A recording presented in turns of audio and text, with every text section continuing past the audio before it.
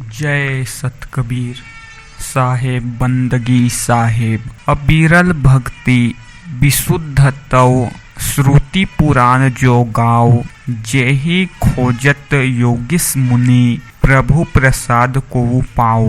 प्रियो अविरल भक्ति जिसे योगींद्र मुनिवर चाहते हैं, जो भक्ति कभी घटे और बढ़े नहीं, ऐसी भक्ति मिल जाए। प्रियो भगवान ऐसे भक्ति में बहुत खुश होते हैं।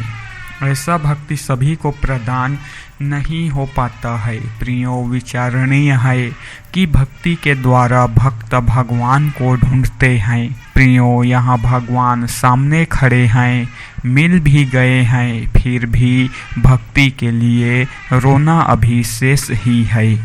प्रियो भिसुंडी को भगवान मिल तो गए, किंतु वह अलग और भगवान अलग खड़े थे।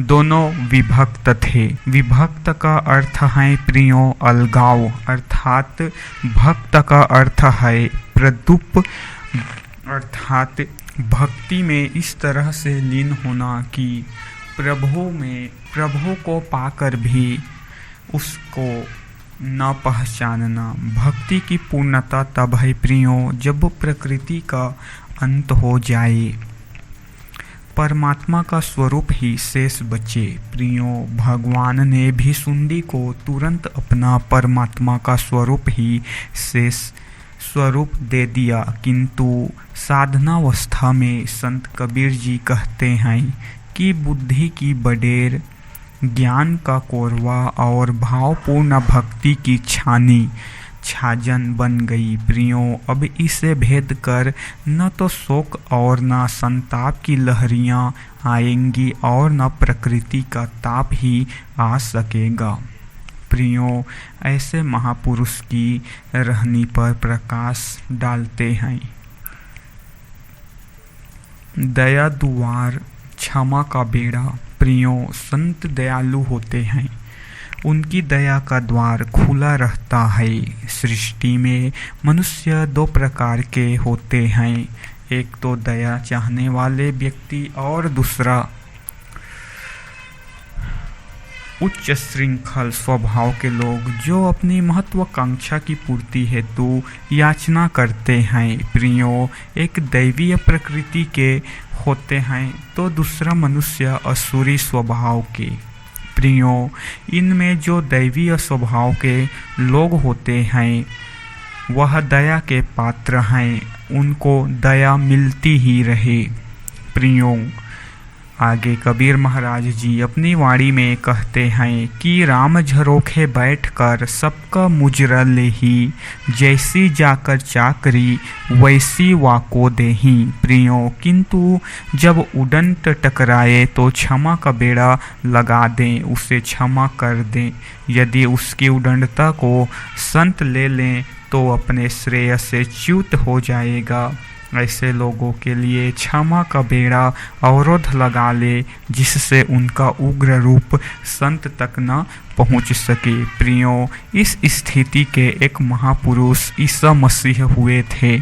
प्रियो वह दिन रात दुखियों का दुख दर्द सुना करते थे, सच्चा उपदेश देते थे, किंतु प्रियो कोढ़ियों को काया, रोगियों को निरोग और अंधों को आंखें देते ही रहे। प्रियो कुछ लोगों को उनकी यह सेवा भी अच्छी नहीं लगी। प्रियो पोप, पादरी, धर्माधिकारी, मठाधीशों को अपना प्रभाव कम होता प्रतीत हुआ और रूढ़िवादी धर्मावलंबियों ने राज्याधिकारियों से शिकायत की। प्रियो ईसा अनर्थ कर रहे हैं। हमारे धर्म ग्रंथ में है कि परमात्मा ने 6 दिनों में पृथ्वी और सृष्टि की रचना की और 7वें दिन विश्राम किया। प्रियो इस यीशु ने विश्राम के दिन उस अंधे को आँख दी। इसने धर्मशास्त्र के विरुद्ध काम किया। प्रियो घोर अपराध किया। इस प्रकार से प्रियो जो पापी मनुष्य होते हैं वे दूसरों की किए गए सत्कर्म पर लांछन डालते हैं, उनके किए गए उपकारों को, उनके किए गए सत्कर्मों को व्यर्थ ही समझते हैं। प्रियो सिल संतोष की टाटी बनी, छावो छावो हो फकीर गगन में कुटी।